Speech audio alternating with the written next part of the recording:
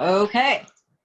Hey guys, my name is Dr. Sharnael Wolverton-Sehon. I am super excited.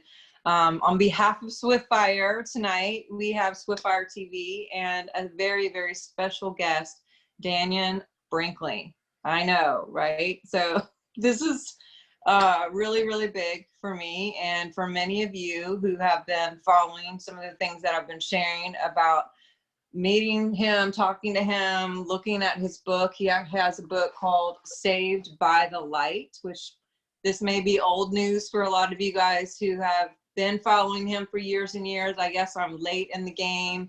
A friend of mine, Dannion, actually, I don't know if she sent a video or your website or something.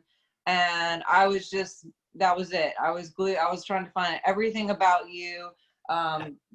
Got the book. So thank you for being with us here tonight. I'm just so honored that you are here with us, first of all. So welcome.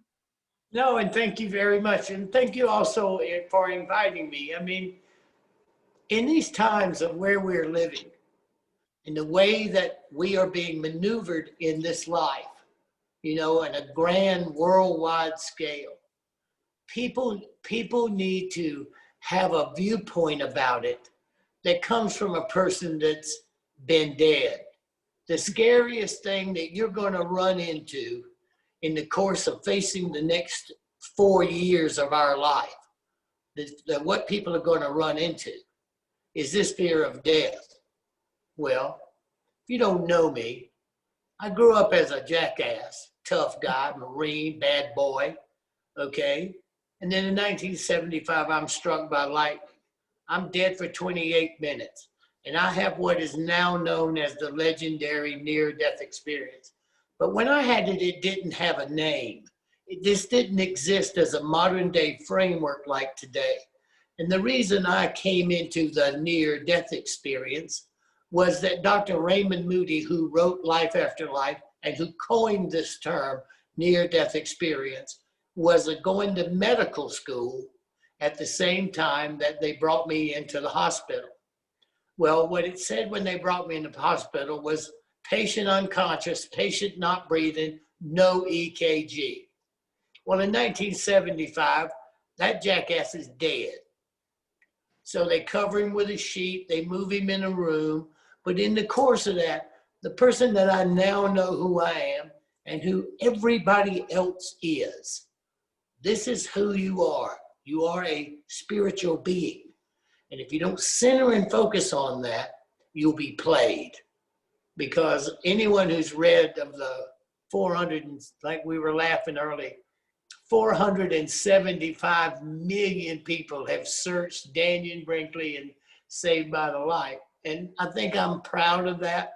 And, you know, I'm proud of that from the point that I've tried to be honest with people and to be straight up with them. And I walk the talk over the last 70 years.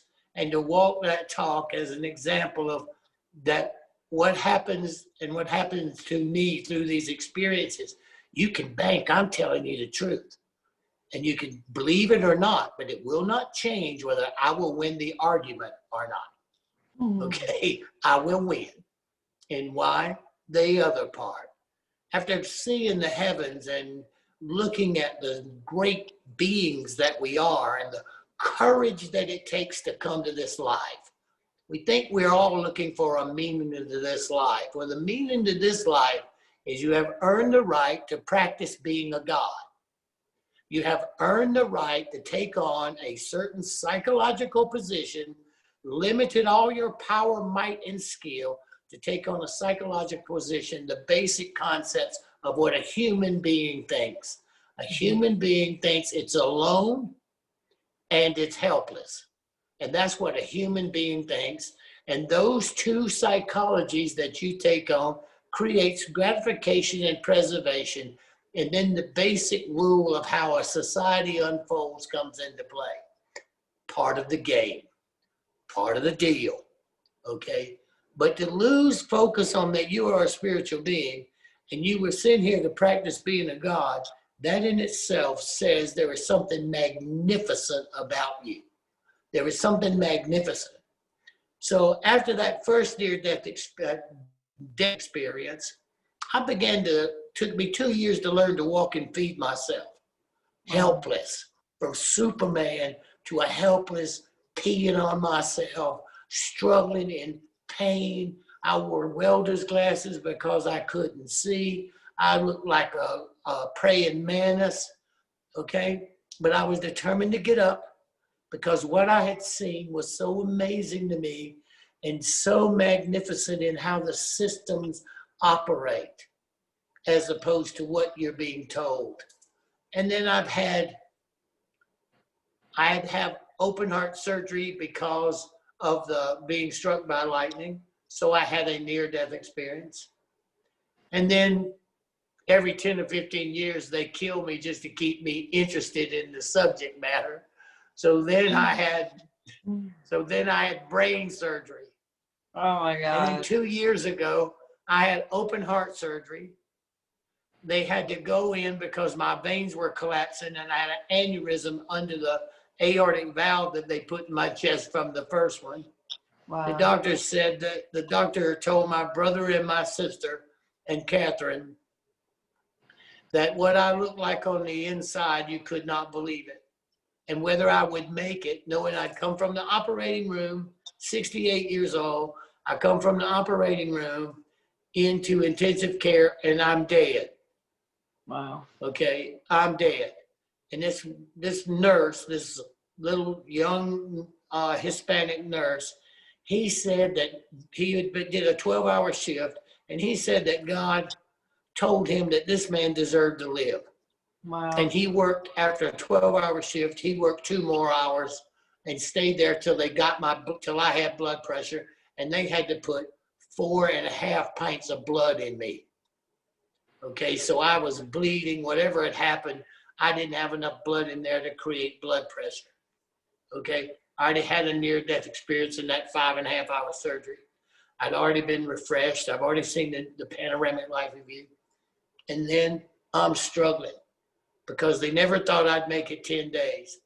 5 days after that, on 2 o'clock on a Sunday morning, 2 years ago, in about 15 days, 18 days, I'll have lived 2 years, and then Sunday morning at 2 a.m., I go into cardiac arrest. My body will not, I cannot stay in it. I cannot hold the frequency necessary to function in this sphere. I cannot sustain it. Okay, so I go into cardiac arrest. They come in, they spend 8 or 9 minutes, they resuscitate me. Okay, I stay 5 more minutes trying to figure out how to hold frequency. We are electrical, spiritual beings. Yes. And if you don't start there, you lose the focus of how magnificent you are and what courage you had to take on this task to practice being a God. And why to practice being a God? You're not worthy. Well, that's how you got here, no matter what you think. And how do I know that? I have survived with no chance to live again. And I've had 4 of these experiences, each one different, each one showing me different things, and always going through the same system, lifting out of my body, going down the tunnel, having a panoramic life review, and then wherever they needed me to go at that time with my intentions of what goals I want to achieve. And this is where I'll go. The same place and the same way everybody who's listening tonight is going to happen. Here's the cool. I'm going to stop you because when you say a panoramic review, are you talking about a review of your life up to that point, like snapshots of your life, or what do you mean when you say that? Oh, no, we'll be in snapshots. You will see your entire life pass before you in a 360-degree panorama. You would have missed nothing. You'll know how many hairs was in the nose of the doctor that pulled you from your mother if that's what you was focusing on. Just because you come into this body and you adhere to certain rules and principles, you're still a spiritual being. And when you leave here, in the Bible, it's the book of judgment, and it's the hall of records to the esoterics, okay? To the NDEs, near-death experiences, it is the panoramic life review. You come to this system per breath. But you come per breath. So you will see every breath you took in to every breath you took out, you will see it from that point of view. Wow. Now, that's how you will see it. How people interpret their life is different from how I interpret my life. Mm-hmm. My life is quantum. I can understand divinity because I look at quantum mechanics, and I can move dimensionally in this reality. So you will see your life, no matter what, you will see your life pass before you in a 360-degree panorama. Wow. You will look at it from a second person point of view as if you were your best friend. Now, I know that sounds crazy, but think about this, Doc. When you can see like your friend telling you how stupid you are, okay, whereas that same friend who loves you is saying, wow, way to go, way to go. It's that quantum nature of moving in and out that you see. And then you will literally become every person that you've ever encountered. And you will feel the direct results of your interaction between you and that person. You will become them. But watch this one. Then intent, reason why, motive comes into play. Because I did things, and the reason why I did it from the purest nature of me, as horrible as it was, I got away with it. Okay? Because if you're trying to defend your country or someone's trying to hurt somebody you love and you intercede and that stays your intention no matter what, no overpower, nothing but to defend, you get away with it, but just barely. And there comes a point where after you've looked at their life and you've become everybody, knowing that you are that person, okay, and knowing that how that structure is what was life-changing for me. And it's going to be life-changing if people just listen to me and you pay attention. This is the way it is, everybody. I don't care what the scientists say and the doctor says. I don't care what the rabbi says. This is how it works. And you will ask your question. You ask yourself this question. If God couldn't come today and God sent you, in the life you just reviewed, what difference did you and God make? And that's what the question you'll ask yourself, okay?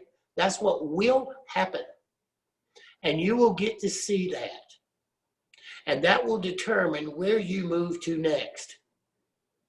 And everybody can talk about Jesus is going to come and it's going to be raised up and it's going to be, and everybody's going to be saved that does this and does that. You can forget that, okay? I've been through 4 of these puppies. And in the course of when I looked at my life, and it was, okay, if God couldn't come today and God sent me, and I had to look at my life, what difference in me could me and God make? Well, I became a hospice volunteer. Right. And I went to the VA because I was a Marine. I spent 37 years as a hospice volunteer in the VA. I've been with 2,010 people going from this world to the next. Wow. And I have more than 34,000 hours at the bedside of people dying in America from 8 years old to 106 years old. So I know as much about death and the system of death and palliative and end-of-life care as anybody who lives on this earth. And I know as much about death as anybody who's breathing. But I probably know as much about death as a few of them that's already over there that hadn't been there over there as many times as I have. Right. You're giving us some cliff notes here of what to expect, huh? That's how crazy. How to live your life. How to pull back in all this madness and be real. I'm telling you the truth. Well, I learned it. I was going to say, one of the things that people, I teach at conferences and I've done TV and what have you. And one of the things that people always say is, you're just so real. You're just, we follow you because you're just so authentic. You're just so real. And it's like, I always was so confused about that because how else am I going to be? Like, how, am I going to try to be like you or somebody else? Or, you know, and I had a guy that was like a coach, you know, that came and he was doing all this marketing stuff and, you know, big bucks to sit there and do body language and all that. And he was like, you know, if you could pick someone, you know, that you look up to, you know, really big time, like pick who that person is, who, you know, that you would want to be like, you know, get that person in your mind and write it down on a piece of paper. And I was like, me, but better, you know. It was like, and he was so upset. No, I'm serious. And I was like, no, really, me, but better. Cause I really don't really choose to be like anyone else. I just want to be my best version of me that there ever could possibly be, because our DNA and our frequency, everything about us is completely different for a reason. There's diversity for a reason. And why try to be like everybody else when we have to be here to represent us and our sound and our frequency and our DNA, to be here with that authority that you're talking about, as, you know, being in Christ or God or consciousness or our little representation of God on the planet. It's the collective of all of those different beings that are going to do something if we choose, you know, or we can just not choose. No, it's not. No, it's not. No, it's not. Watch. This is an electrical universe. Yes. The basic known composition of anything that you see in front of you is based on a Planck sphere, a subatomic particle. Okay? That means it's all electrical. Yes. All right? So it has in this system a proton, electron, and neutron, a positive, a negative, and a neutral electrical current. The neutral represents free will. Oh. You have a system that you can move and believe that you can outmaneuver the divine law. That makes you crazy. Okay? That's the end of that story. You've gone crazy if you think you can outsmart God who created all this. And I use the term God because I need people to get to the point. The reason I'm giving the cliff notes, Doc, is because if you don't pull back now, and get a grip, you will be played. Yes. I'm telling you that. And you can list like this. I said the battle for the souls of humankind would be fought in healthcare, and I said that in 1976. I've designed and built my life around that, and interwoven my life based on the visions that I saw.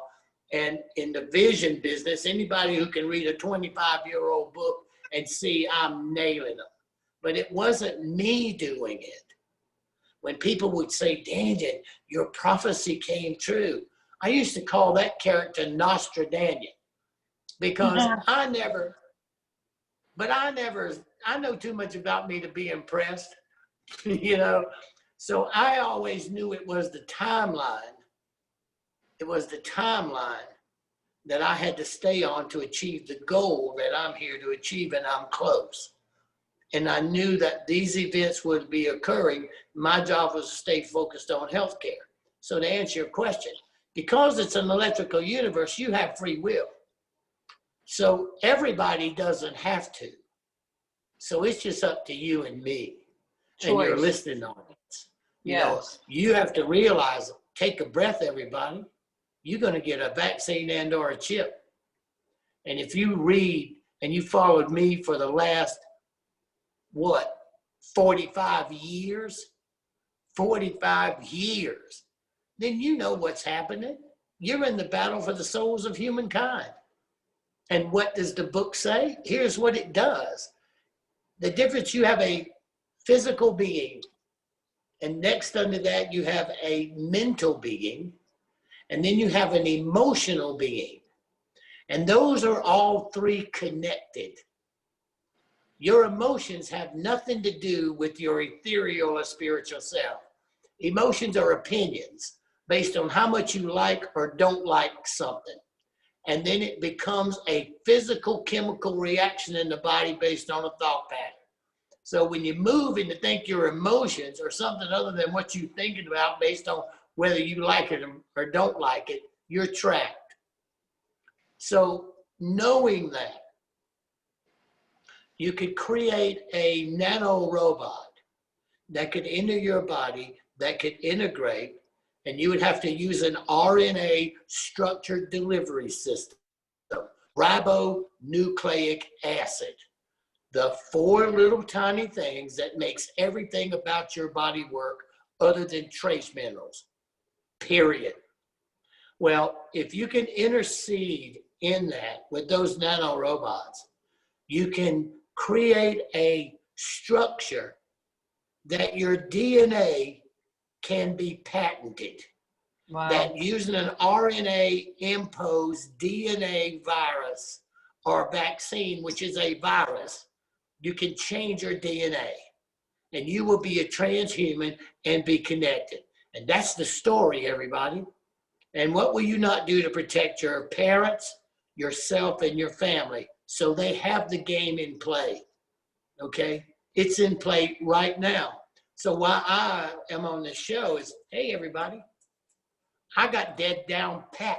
I've been dead so many times, it's like a comedy routine. Okay? So where we were was it's up to each individual. The divine is about you. And it ain't about everybody. And if everybody realized that, they would see the cohesiveness of our divinity. Okay? Because... So, okay, go ahead. Well, mine is that I need people to pull back and stop. You're in the battle for the souls of humankind, everybody. This is where you are. And what you will do to compromise your position is a way that free will is set in to be controlled, to become tracked. I mean, when the Federal Reserve last week said that they were going to issue digital currency so they didn't have to go out and sell bonds to borrow money, to write checks, to mail out to people for their unemployment. Okay, the Federal Reserve said they were going to do digital currency to get the money to the people. Okay, well, if it's digital currency, then that can be followed everywhere it ever goes. And everything it's ever going to be spent on. This is happening today, not next week, not 10 years from now. It's happening today. So me and you, we're saying, hey, everybody, if you already know this, well, you take a deep breath and realize you chose to be here. And you were chosen to be here. Yes. You were chosen because the divine believes there is nobody better than you to be born and to be you. So my answer to your question, as that guy was trying to teach you how to fashion and model yourself, so you had an ideal of who you wanted to be, and you stuck to just being you and a better you. Well, how all that works is this way. Why I just wanted to answer that question, because that happens. It's so important for people to get a grip on being their individual self, no matter what everybody else is doing, right? No matter what they're doing, is how you win. Yeah, and with everything with media and hive mind and control. Yeah, frequency coming in right on the beta waves of everybody with all of these media avenues, you know, it can be interesting to actually know who you are in this moment of time. It's like, or know if you want to buy this, or if you want to go there, or if you want to hang out with this person, or if you want this job, or, you know what I mean? And so it's crucial. There's a frequency and a sound to that authenticity. And when we're in that pocket, you know, and mine won't look like yours at all, you know, and everybody on here will have a different sound and frequency, but that's their voice. Yeah. How you identify in this dimension. How you identify in this dimension is the voice. Yeah. It's the mantra. Everybody's voice has a certain sound to it. It's the collective vibratory nature of those organs and how well they're taking care of those organs in the body. So yeah. Then how they conjugate a verb. How in this term you can, I listen to the sound of a person's voice because I'm famous for being a mind reader.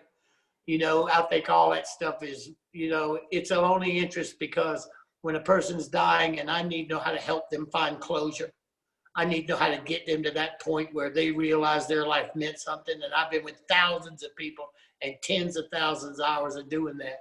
Then I construct a system that allows me access to consciousness. Okay, so that's how I got to be a mind reader, by being able to listen to them and what my intention was. So I can listen, and I can listen to the conjugation of a verb, and it tells me action and intent. And I pick up probably 25 to 30% more information than you're telling me or giving me. But I probably pick it up maybe a second and a half before you tell it. That's cool. Yeah, human so, lie detector, huh? That my parents. Well, but we all have this skill. Yeah, we do. My kids just threw. I just had my 50th birthday party. It was a surprise. Happy birthday. Yes, and there were so many lies that built up to that. And all my kids, my family, everyone, they were like, "You were so hard to lie to," because I can tell it through the phone. I could tell it not only with the body language and the face, but there's something about the sound when people are speaking where it's like either that's the truth or it isn't. And I don't, whatever. But I can tell you that that's it. I even know how it works. You know, tell me. You don't have to kill me but a couple of times before I get really, really smart. You know, I mean, I am notorious for not catching on fast because I think I can outthink it. Okay, but they have a way of keeping me focused on what I'm supposed to do. And what I was trying to do earlier in this show, and people, please go back and listen to this show, because if you listen to what I was telling you, it's coded, but if you quietly listen to it, you'll have a viewpoint that if you just try it, you will see things completely different. You are a great, powerful, and mighty spiritual being with dignity, direction, and purpose. The only thing that can ever go wrong with you is something can affect your dignity, which skews your direction and your purpose. So if you think you lost today, or you unemployed, or you're the victim of something, you look at what skewed, what affected your dignity. And that's all you focus on. Then you start paying attention to your breathing, because the universe does not care about the breath you breathe in. It does not care, because that's on you, because you have free will. You have 8 sinus cavities, but you got to remember, when you take that breath, those 8 sinus cavities surround the pineal gland, and all that information of what you see as a great, powerful, and mighty spiritual being is absorbed. And then you stop. And then you breathe out. Well, from that moment that breath stops, the divine power moves. And based on your intention and your direction of where you intend to take that pattern and that reaction, the universe measures and weights for each of those actions per breath of each one of us. Now, that might be A and I to a lot of people, but we, as electrical beings, they have not invented anything as cool, as fast, and as measurable, and as a miracle as just us in this physical form of electrical comprehension, okay? But they figured out a way to control it with an RNA-induced vaccine to change your DNA, and over a period of probably 3 vaccinations at a certain period of time, you would be a patentable commodity. And they're going to make 700 million of those. Wait a minute. If that's not for the battle for the souls of humankind, I don't need to hear what it is. I don't need to hear it. This is where we are, and this is where it's all coming true. Well, I find it quite exciting to me, because I already know, I already been dead. Okay, that doesn't scare me. I've already been in more human pain than you can possibly conceive of, and survived, and years of learning to walk and feed myself. To come on this show to tell people a lie? That's crazy. Let me tell you how a spiritual being operates. They wait for a feeling, not an emotion. The ethereal nature, like when we were talking earlier. Being able to be the best that you could be got me on this show. Being you, being the best, and got us on this show. And I just unloaded on everybody. because this is how it really works. In a level of consciousness to look at where our lives are if the battle for the souls of humankind is afoot. Okay, well, I said it 45 years ago. I wrote it down in 1976. I put it in a book 26 years ago. And I put it in 3 books since then. Okay, so this is not new to me. I am the same as you and our audience. We're dragon slayers, light bearers. This is our job. What would we be if the end of time wasn't here? We'd be unemployed dragon slayers. Think of how boring that would be. God. Well, tell us, in your book, you said specifically when I talked to you the other night, you were talking about chapter 5 and saying this is where we are. And I went through quite a bit of it and have quite a bit underlined. I know you mentioned the vaccines and the virus. You know, what do you say to people besides being authentic and standing up and having courage? Like, how do we do this? Like, what's your best advice for each of us as individuals to really not succumb to the programming and not get caught up or pulled in? You know, what I'm seeing a lot is just so much bait, like just stuff coming out. And it's like, you have this I keep like catching myself going, no, I'm not putting my energy there. I'm not going to explain. I'm not going to go to this thing when I'm really not supposed to. I'm going, you know, just having boundaries and staying in that authenticity and making those choices. And, you know, what would you say to the average Joe on social media and all the different things that are out there, living life, to be our best and not get caught up in all of this? The first thing I would tell them is I love them to death. And the second thing I would tell them is I'm so glad they're here with me. Because if I had to be here by myself to fight it, I'd still be here. Wouldn't make any difference, because this is what I do. And I will get up from the dead, and I will do whatever it takes to believe I will fulfill what I think my divine mission is what me and God can do. So I'm in the healthcare business, and I'm a legend in the healthcare business.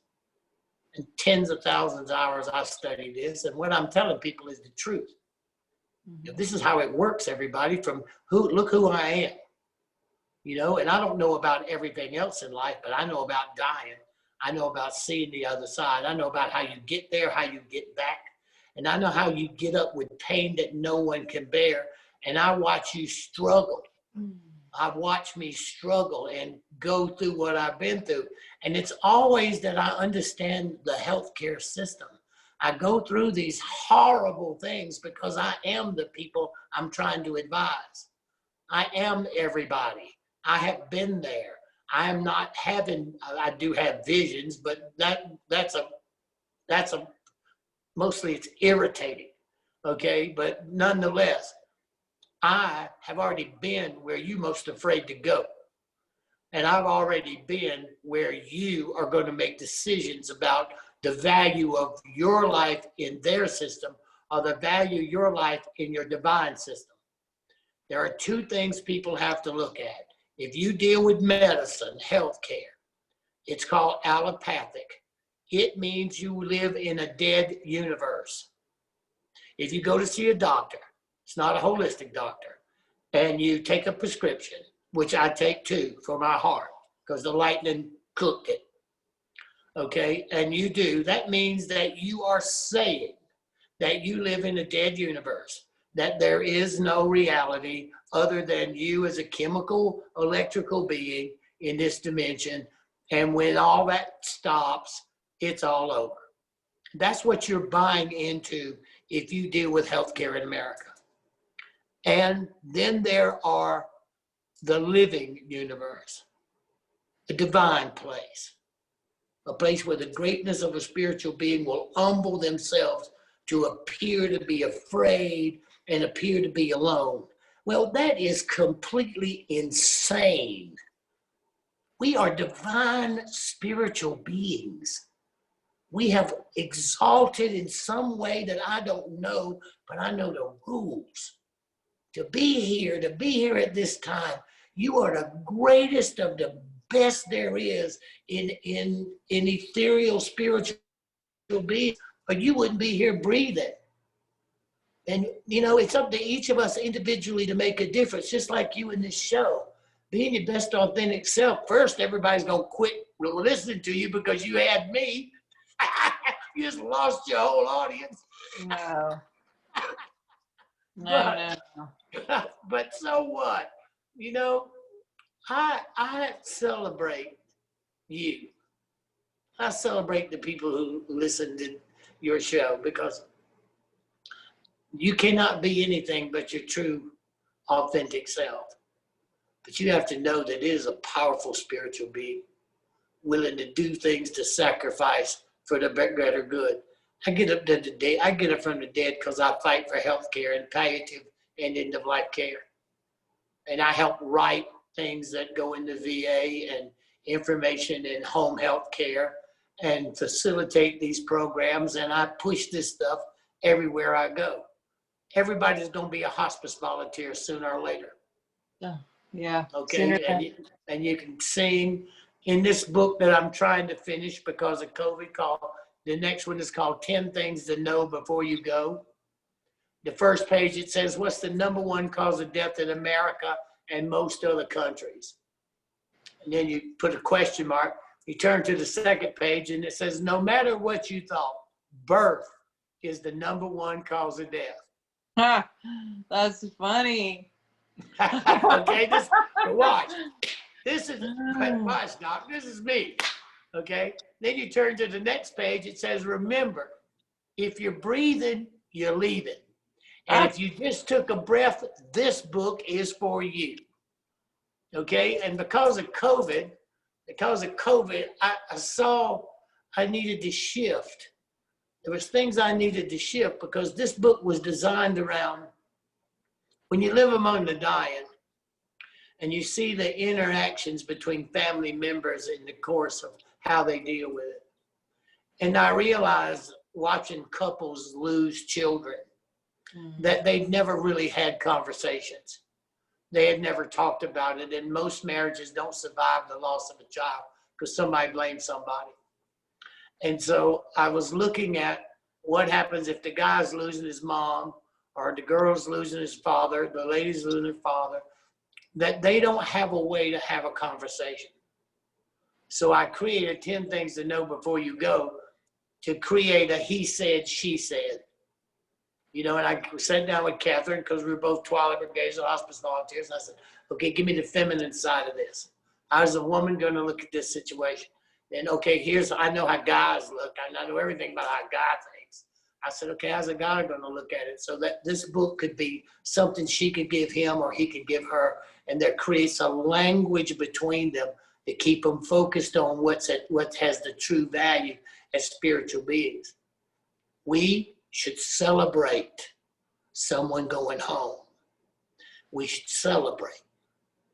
We should not go through all that grief, weird, grieving, you left me. Oh my God, how am I going to go? And everybody's dealing with being abandoned. Okay? They're being abandoned.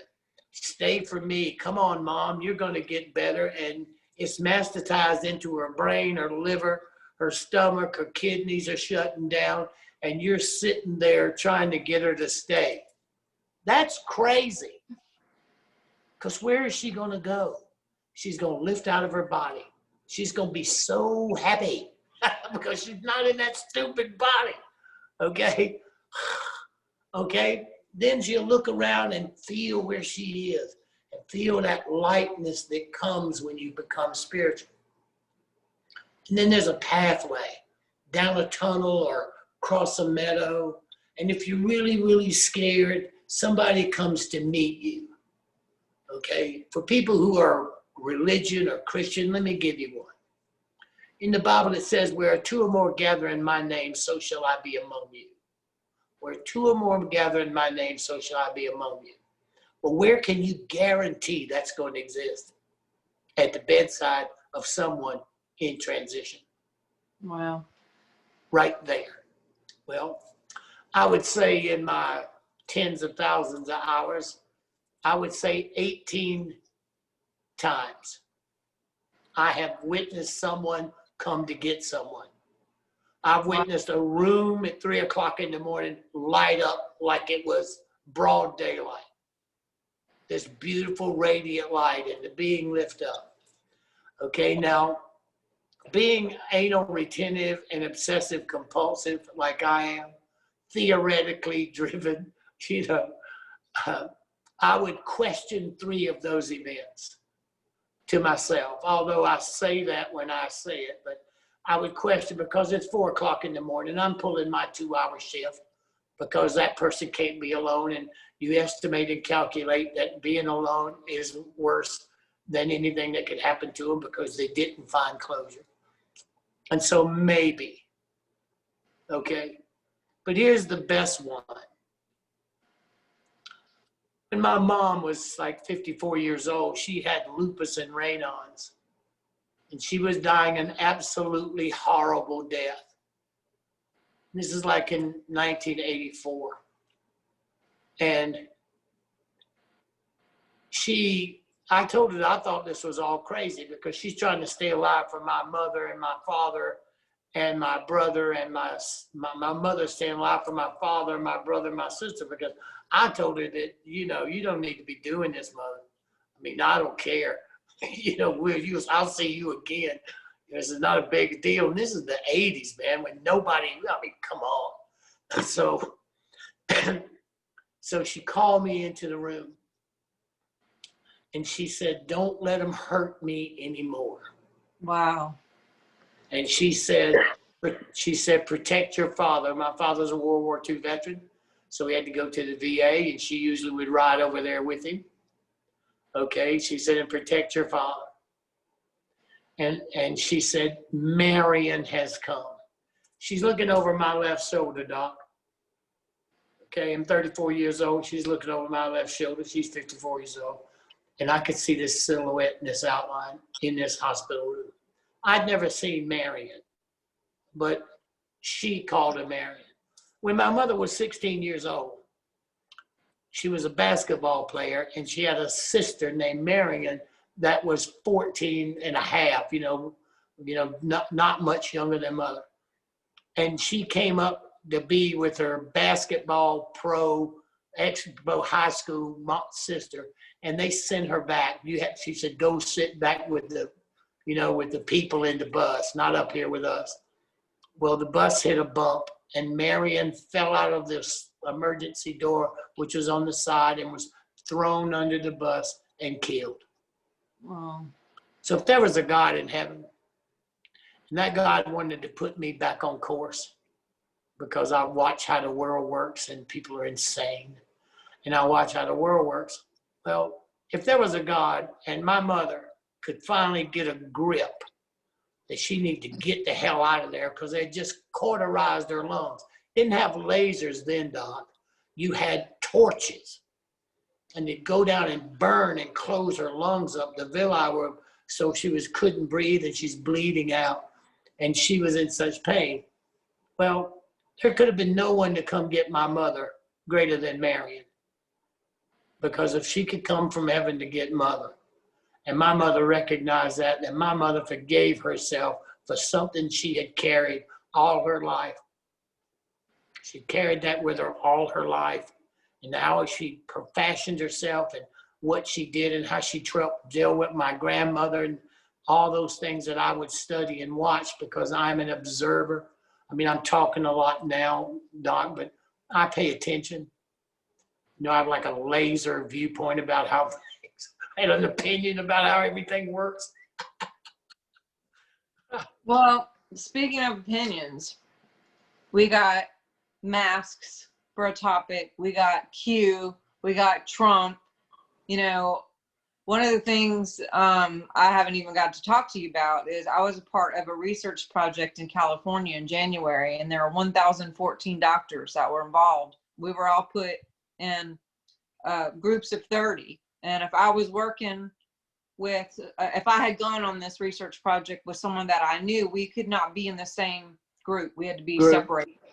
Everyone was eating the same food, under the same roof, doing the same things because they wanted it all protected. And we were getting, beta waves tested, brain waves tested, blood work done, all kinds of things based on meditation and some other things with a guy named Dr. Joe Dispenza. I don't know if you're familiar with his work. No, Joe, very well. Yeah. So when we came back from this trip, we were still collecting data. And so we were in these groups still talking to one another. And you would, I had other colleagues that had went on the same trip. And my cousin, actually, who's a doctor in Minnesota, she was on the trip too, but in a different group. So sometimes we would find out what was going on in other groups, which it wasn't against the rules or anything. I'm just saying, when we came back, there were a few of us that weren't feeling well.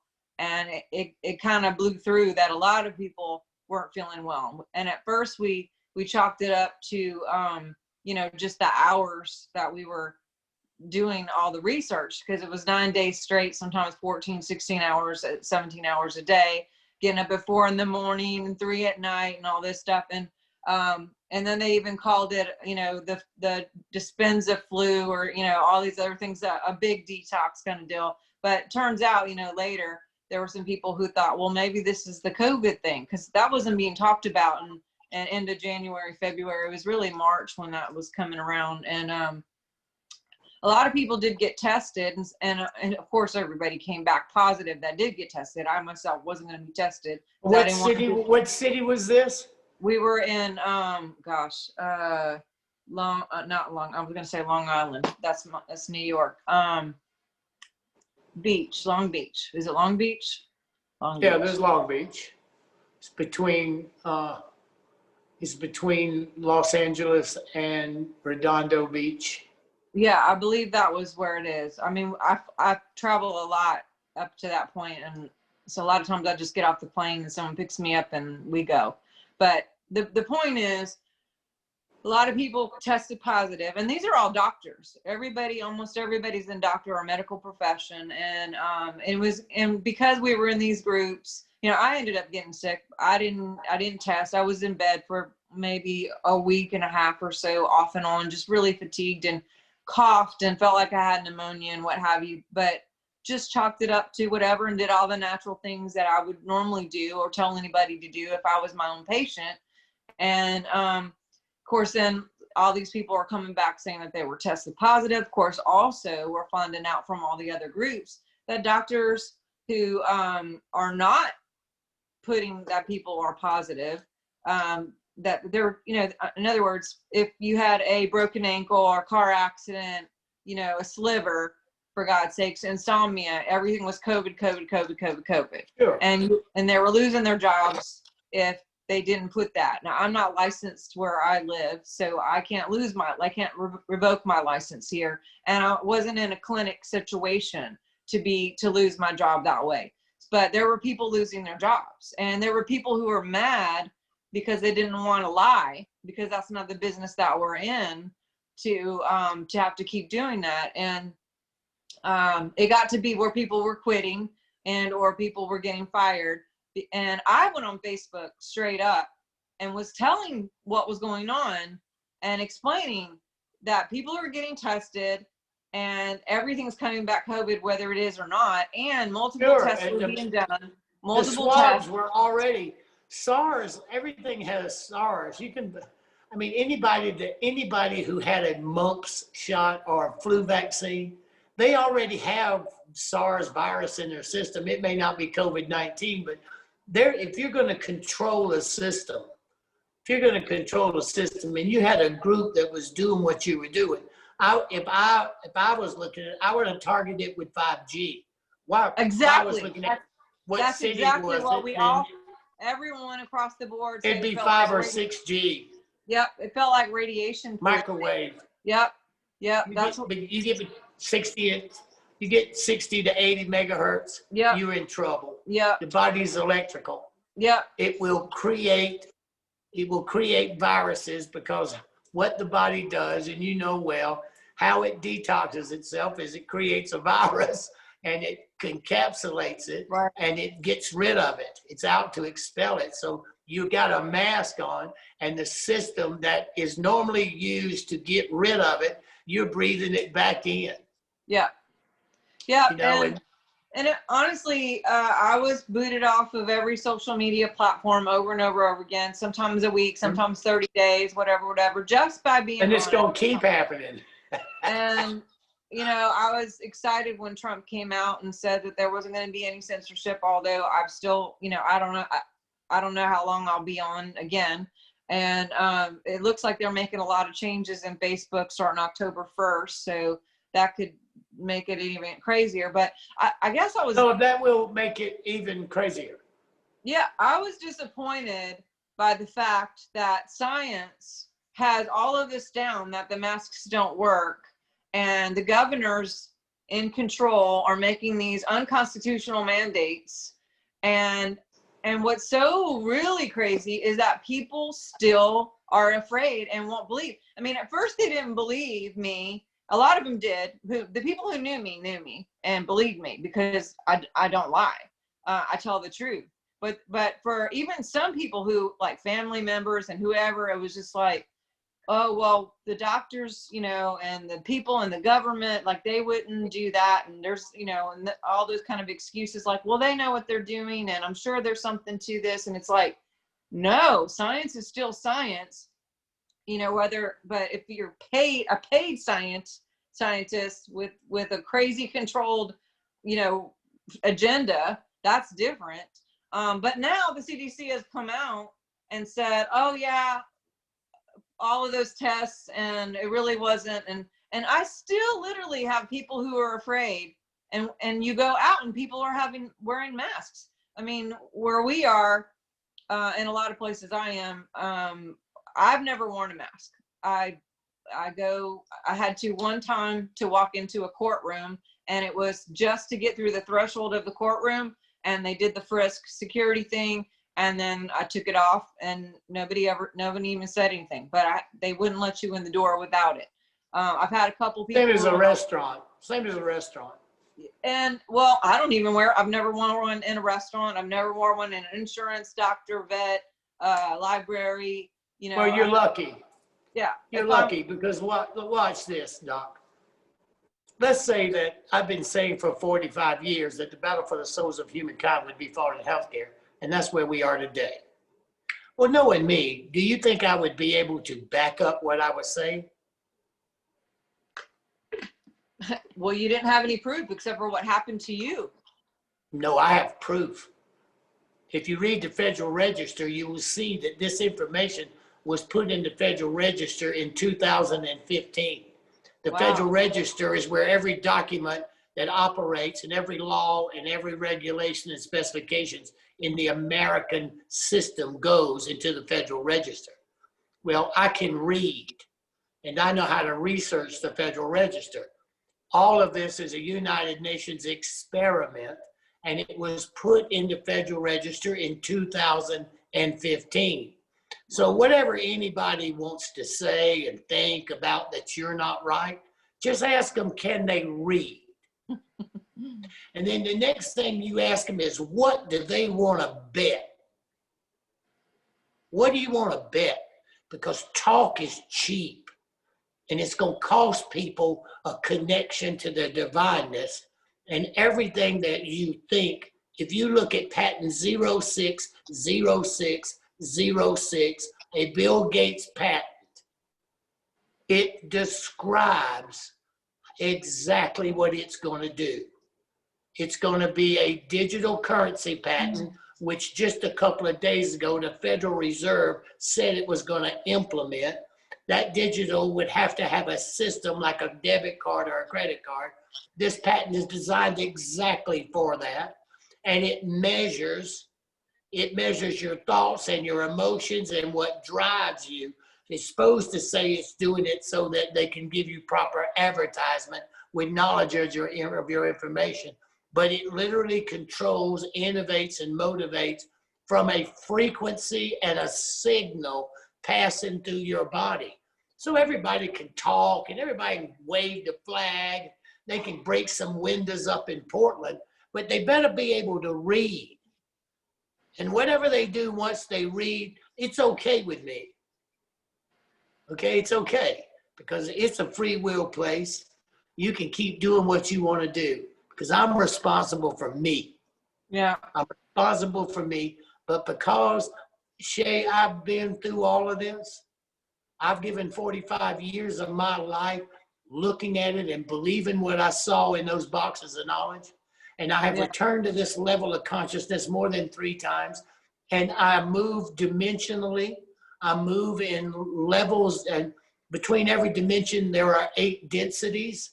So I can move and watch the densities and operate them, and based on certain intentions, meditation and techniques and stuff that I do. So I don't have a problem about knowing what's happening. And I would back it up. I could, somebody want to be a smart aleck. I could tell you that in 1987, that in a magazine called The Economist, which is the CIA, MI6, it's everybody's magazine to see what's planned for the next series of events that's going to happen. It's called The Economist. It's on the cover of a magazine, An Economist, in 1987, that they would execute this plan in 2020. So Wow. everything's just a bunch of talk, unless they can read. If they can't read, and they don't know the year that they're living in, okay, they got a chance. But if they can. What about Trump? What about Q? What about Nasara? Like, did you see any of that? I mean, I don't, here's what I think about Q. I see people take information, it's a lot like Nostradamus to me, and quatrains. I mean, and you can make any French sound like anything, okay? But he hits on some pretty good ones, some things you can't get away from. I believe that there is a greater force at work than just a bunch of control freaks trying to depopulate. Mr. Gates is a depopulator. It's been his whole life. It was his daddy. And there's a certain amount of people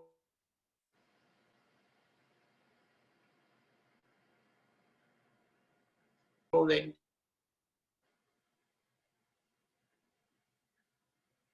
disruptor. Here's a man that is lost.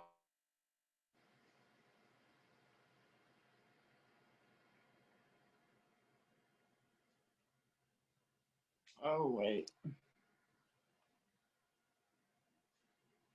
To be. I think he's a narcissistic sociopath, but I basically like that characteristic about him because it kind of reminds me of myself, you know.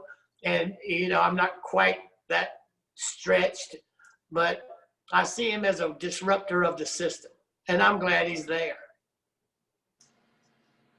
Well, I think but if you believe there's a bigger force like QAnon and reptilians and 5G and energy weapons, if you believe in that level's absolutely true. Yeah, that's absolutely true. There's just so much out there, and I've thought too, like even with the Q stuff, I mean, October is supposed to be such a big month, and I mean, they're even talking about JFK still being alive. Oh, wait. I've been asked about that. I did a show in England earlier today, and because I would go by the boxes of knowledge. So, yes. You know, my life is, I have watched these things unfold, and I had to make sure where I was supposed to be based on when it happened. Most of the stuff has nothing to do with me unless it has to do with healthcare. Okay. But when I look at that when I saw the battles for the souls of humankind had to be fought there, how in the world could it get to a mask? And all my life, I've lived on an illusion that I trusted a place that I went when I was dead more than I trusted what I've seen here. But I've been here 45 years. I was born at night, but it wasn't last night. I can promise people 2 things. You are not going to die, and it's not going to happen, and you will not go before your time because you made a deal to be here. And you can wear a mask and not wear a mask. You can get a cold, you can cough, you can act up. I wouldn't advise any vaccines, but that's a decision that you make. And the rest of that stuff is just poetry. It's a control mechanism to put into play away. October, when you start talking about JFK Jr., and you start looking at all that, then, and you look at the magazine, George, and you look at the magazine, and you do your homework. The recovery of the bodies, no one could confirm it. There is no one who can confirm the recovery of the bodies. Okay, finding the plane, and it got lost in the fog, and all that stuff. Missing. Yeah, that's like saying an airplane flew into the towers in New York. Right.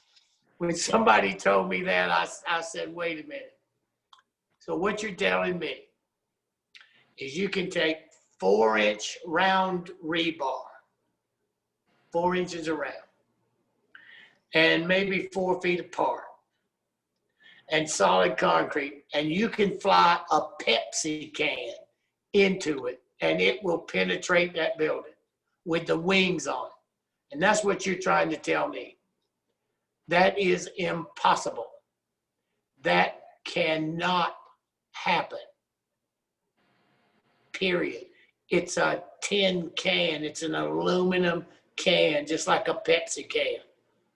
Only thing would survive is the titanium engines. So when you hear JFK, if the people who are fighting that great cabal have pulled this one off, the kind of hope that it would inspire and the kind of rallying point that it would shield.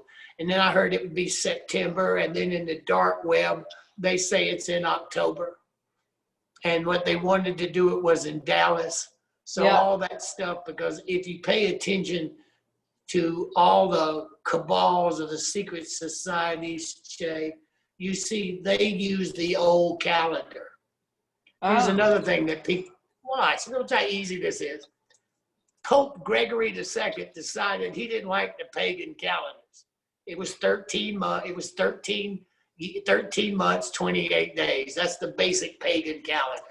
Okay, so when Pope Gregory, he decided he wanted his birthday, and he decided how he was going to break it 12, and it's going to match to the astrology of the zodiac and all of that. And it's the same calendar. We went from the Julian calendar to the Gregorian calendar.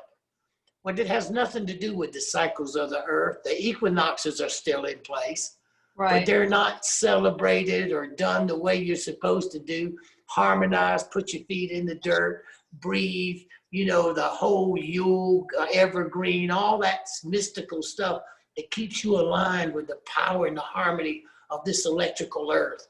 The earth is Schumann resonance. She's 7.83 hertz. The atmosphere that you weather is electrical. You have a stratosphere, and you have an atmosphere, stratosphere, and an ionosphere. And when you talk about weather change, well, then you hear the story about weather modification, that they're causing this, and it's hard in Alaska. I said, well, okay, let's go and see. So I went to the internet and went to the patent office. Yeah, exactly. There is a patent on it. There's 168 of them. There's 168. I didn't know there was 168. 68 majors, and another 100 additions, modifications done because they designed the electronics and the etherical frequency, probably using graphene, which is one of the greatest power frequencies, the adapter for frequencies for measuring frequencies. Okay, so probably using graphene. So are they modifying the weather? Yeah. Yeah. How do you know? Can you read a patent? Wait, have you ever heard of a patent? Did you learn to read? Yeah, and but this is the part that is, I didn't know there was 168. but I posted about DEWS and HARP and sent links and posted the actual patent that I had found, dates, everything. And you know that people still think that that's just like made up, or that it was photoshopped, or it's like there's some people, it's like no matter what level of proof, whether it's the CDC coming out finally, or you know, pictures and graphics and patents and dates, there's still people, oh, that's a conspiracy theory. Okay, Yeah, well, but wait a second. That's their choice. Listen, Shay, that's their choice. Your choice is to put the information out there for people who are like me, well, you know, people out there, because you're looking at it from a doctor's point of view, and you're looking at it from a point of view that there is a conspiratorial nature of it because it's too crazy. We have a presidential candidate that has onset dementia. I mean, And, what? And If he I is so not, if he's even a person. Well, but I'm not going to go there. Wait, stay with me. He's 77 years old. I'm a hospice volunteer for 42 years. I've seen, because of being in the VA, I, as Dannion Brinkley, have seen maybe 52 or 53 of these. Okay? It's not Alzheimer's, because he doesn't rage unless it's about his children. And if it's any other thing, then he acts passive and he tries to cover up whatever it is he's doing. That's the difference between Alzheimer's and dementia. Dementia is a nature of acceptance. Alzheimer's is losing control and has to do with personalities and the way people look and see things. I think that what I see happening to him is senior abuse. And knowing what happened, and the kind of stress that's on him makes it worse. Mm-hmm. I know, I watched these cases in my life. It makes it worse. I resent that they would do this to him. I just resent it. I agree. I've said the same thing. I was like, how does his family let this happen? Or how does anyone, I mean, my grandfather was sick like that towards the end, and I would be so upset if someone had used my grandfather in that way, but they're not going to, they're not going to get, I mean, even if he was elected, he won't be in there long because it's not going to be his administration. He has said that, and so is the other lady. She admitted it was her administration. So, I mean, we can go all day about that. It's just but you know what? Also, hold on a second, Shay. Those things can be sound bites. Okay, you know, everybody structures it to suit them. I mean, those are sound bites. What we're looking at is a medical condition. Okay, and we're looking at how dangerous it is in the course of an election and what they're doing. If I was looking at it from an intelligence point of view, let's just say politically, here is the crisis. It's a 1968 playbook. It's the same playbook. It believes that we are a racist nation, and we are not. We have proven that we are not racist. And the murders and the stuff that we're seeing, they are horrible, but we are not a racist nation. And so the 68 playbook is not working. And that's me looking at it from an intelligence point and a political point, okay? So how you look at it in the politics, thinking that they can make racism where white people are have to be mad at God and their parents and their lineage for being white. That is beyond insane. There is not a single person who could identify that has any semblance of their spiritual identity permeating through them. That color was chosen, that place and that point, the identity with what you were going to do with what was presented as opportunities and possibilities, and how you handled them growing, because you chose to come and you created these obstacles and opportunities so that you could work through them and maintain as a divine presence, so that the divine force can move into this world and move in this world through you to make it that paradise and that thought pattern. And that's the reason you're here. so that that energy and that nature can flow through you.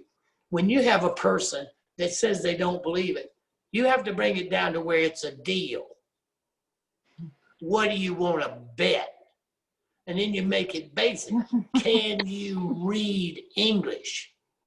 Do you know what year it is? Okay. Then then you are in a position, Shay, where you give them a choice. It's still theirs. That you give them a choice. You can never change anything. You can only influence it. Yeah. Because that's the nature of spiritual beings. There is nothing you can do to a spiritual being. It is eternal. And it's been here long before this life was created. And because you were courageous, if you read the last things I say in chapter 5, they think we're heroes. Over there, they are glorified by us. That we will limit ourselves into this, I don't want to say any horrible words, but into this consciousness to keep that light lit and not trust the healthcare system. I don't care what they're saying. If they got weather modification patents and you talk to me about climate change, okay, well then I know you're full of crap. Okay, and yes, I think we're polluting this planet, but the next war, if you read my books, the next war will be over water. The next war will be fought over water. Wow. Okay, and I'll guarantee you that if Trump can find peace in the Middle East, okay, and that can be created in some concept, if you read my book and you read Saved by the Light, and I think it's box 6, I talk about the disappearance of Jordan, that when you knew World War III was on you, okay? This is 45-year-old conversation. 45 years written in a book 25 years ago. Hello? Okay?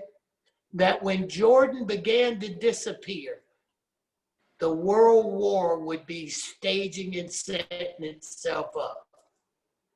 Okay? Well, Israel took the Golan Heights. That's Great Assyria. That's the Shuma Farms. That's water. Jordan, the annexing of the West Bank. The West Bank belongs to Jordan. It was conquered in the 67 war.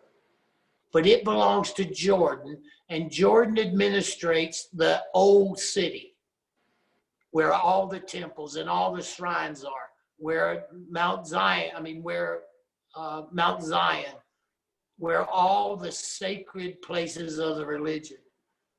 Well, they put that off to 2024, that They would not talk about it, annexing Jordan. Well, I wrote about it. So we're watching the development of a potential of a world war. Wow. Okay, and how have we gotten out of every depression or economic position we've ever been in? A war. So if people don't believe you, tell them to talk to me. Let me see what you're putting up, the things that I can say, okay, I can back that up, Shay. I can back that up. I don't know about that. Like, if they could pull off this thing with Kennedy, and that's really true, it would make a believer out of me, because he swore he was going to get even. And I remember those things and all of that stuff, but I'm not going to bet on that. I'm not, because I don't want to sound arrogant, but I would have somewhere along the line in the world that I live in and moved in for years and years and years, I would have heard it. I would have heard it. Well, we are a little bit over, but I've enjoyed every bit of it anyway. I certainly haven't. I'm sorry I ruined your whole evening, but Oh, stop. Tell me what do you got going on here that people can get plugged into? Give us your website. We've already talked about your book. I hope every single person goes and gets this book, Saved by the Light. What do you got? Also there's another one too. It's called The Secrets of the Light. You know, I have Saved by Light, Peace and Light, and The Secrets of the Light, the light books. You know, these were my light books. The first book, Saved by the Light, has the first two experiences and the boxes of knowledge. Okay, because I wanted to put people in my time were saying that there was no such thing as life after death, and near-death experience is phenomenal. And Jesus, if you didn't see Jesus, you don't believe it, and all of that. Okay, so I wrote Saved by the Light because I was watching all the little people who were having these near-death experiences and had nobody they could talk to.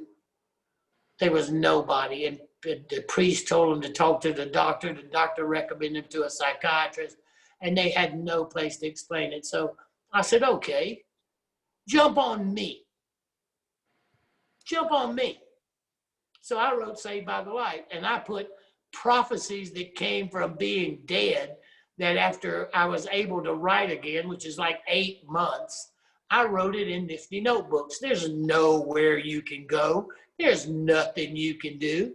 And unless the tens of millions of Saved by the Lights out there all over the world, unless you can get all those books and burn them, there's nowhere you can go. There's nothing you can do. Can you read, and do you know what year it is? Okay. I'm going to be hearing that all night long.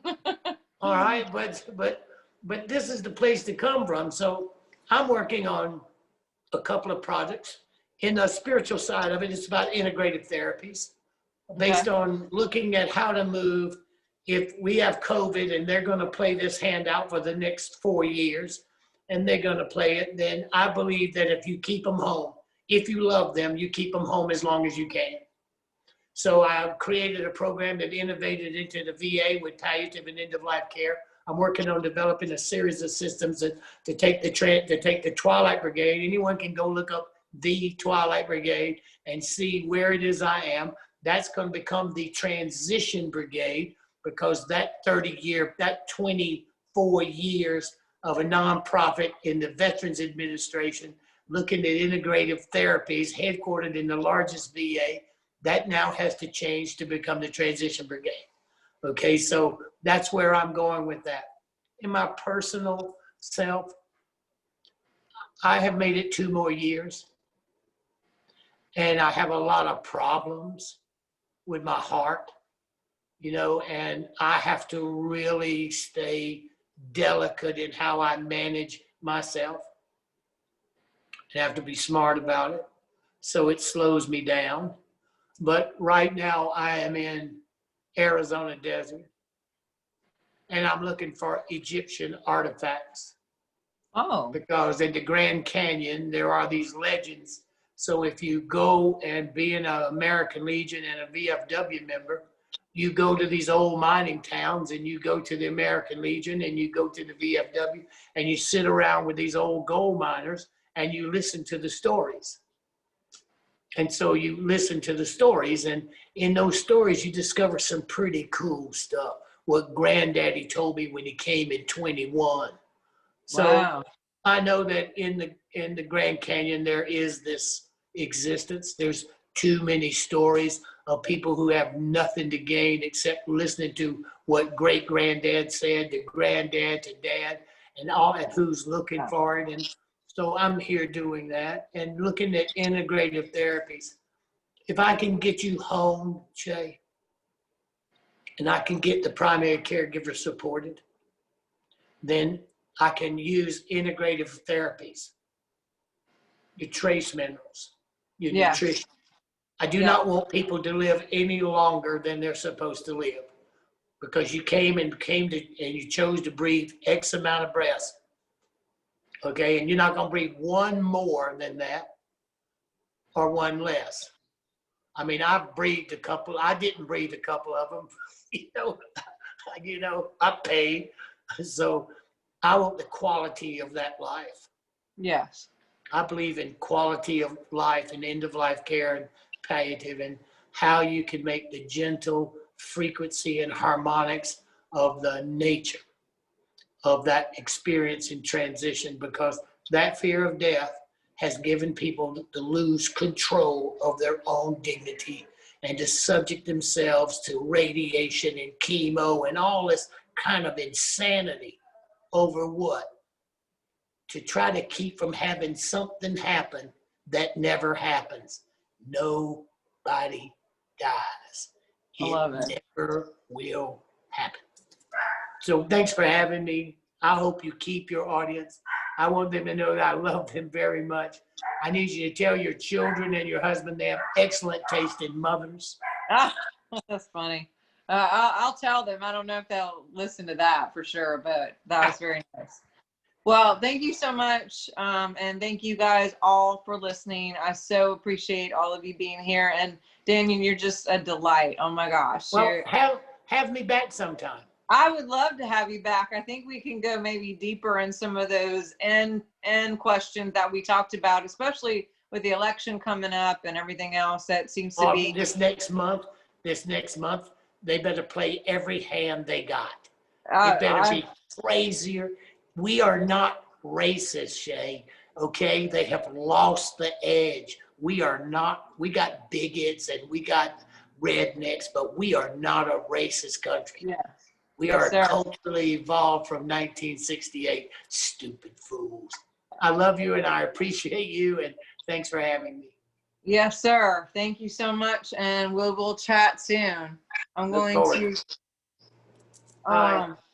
Hey.